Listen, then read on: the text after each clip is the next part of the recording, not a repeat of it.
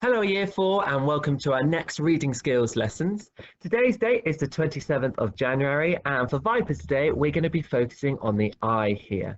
Can you pause the video now to copy this into your reading skills books and have a think, what will our focus be for today?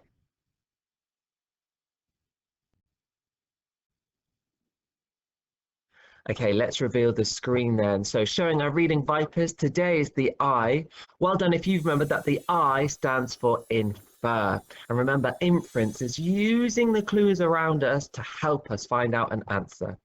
Let's warm up our brains then. First of all, we've got another grammar and punctuation mini activity.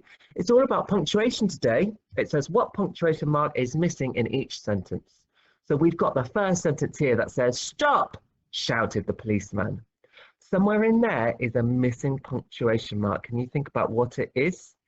The next one, what time is the train arriving? There's a punctuation missing in that sentence. And then thirdly here, are you coming to my party? Nadine asked me. Now you don't need to write these down, Year 4, but see if you can pause the video now, have a think what are the punctuation marks missing in each of those sentences there.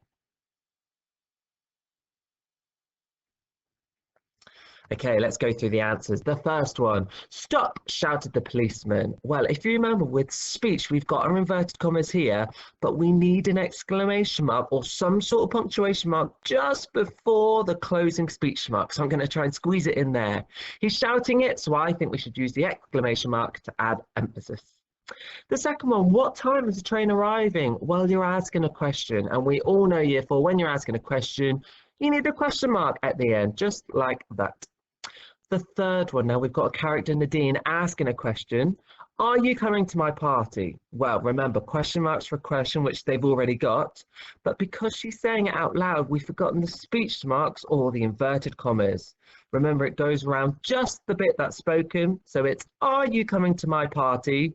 And then we add on, Nadine asked me. Well done if you spotted those punctuation marks there. Let's get started with today's lesson then. Now, to begin with, I would like you to take your reading skills book and split your page into 4 sections, as you can see on the board now.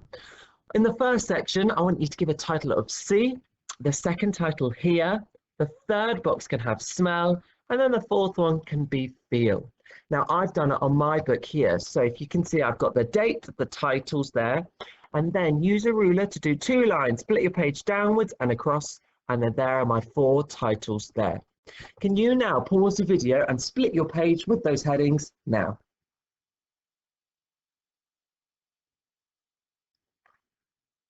Okay, hopefully you've split your page into 4 sections because we're going to use each section now.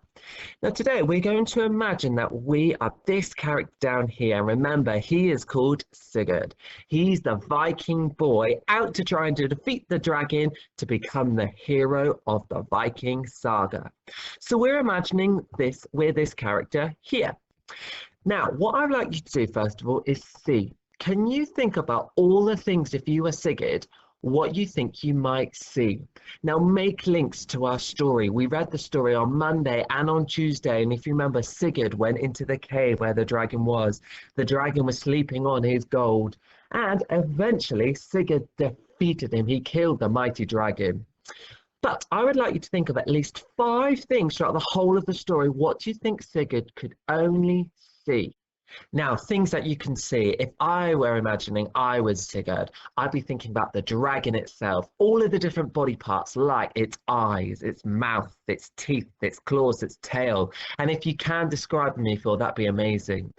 Other things are like the setting. So we might be in a dark, dingy cave. Maybe you could describe things that are above you, beside of you, and below you. Maybe you're walking through things. I'd imagine the dragon that size would probably eat a lot, so maybe you can see the remains. I'd like you now to pause the video, copy this sentence, and write at least 5 things that you think Sigurd could see.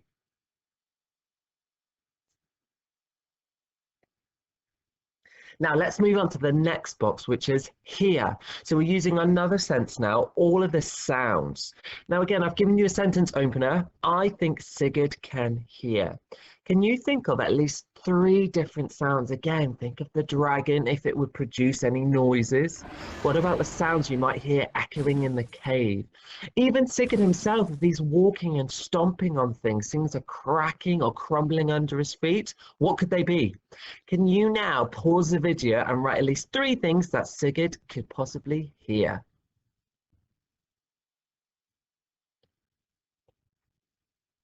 Moving on to our next sense now, which is in the next box, it's smell.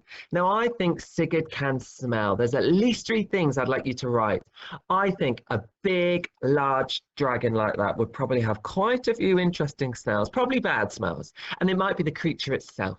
It might be the food, maybe the rotting food, and maybe the bodies around in the cave. Other things could be related to the fire, possibly from its mouth. Can you think, imagine that you're Sigurd and you're in that cave, take a deep breath and what can you smell? Pause the video and write your three things down now.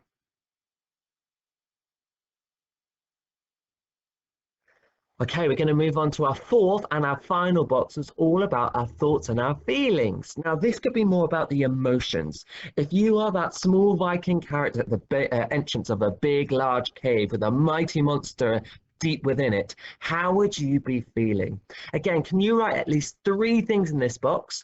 Copy the sentence opener, I think Sigurd might be feeling, and then three emotion words there. Pause the video and have a go at the feelings now.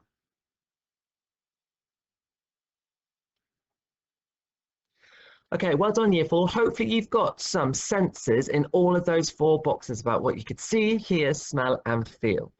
Now that you've finished, in the last little bit of time for this lesson, I would like you to add pictures to each section. So if you're talking about the dragon, you could try and copy an image very similar to this one here. So now have a little think about what pictures you could add to each of your sections. We are done today, Year 4, so finish off and then tune in for tomorrow for the final part of our reading skills this week. Bye for now.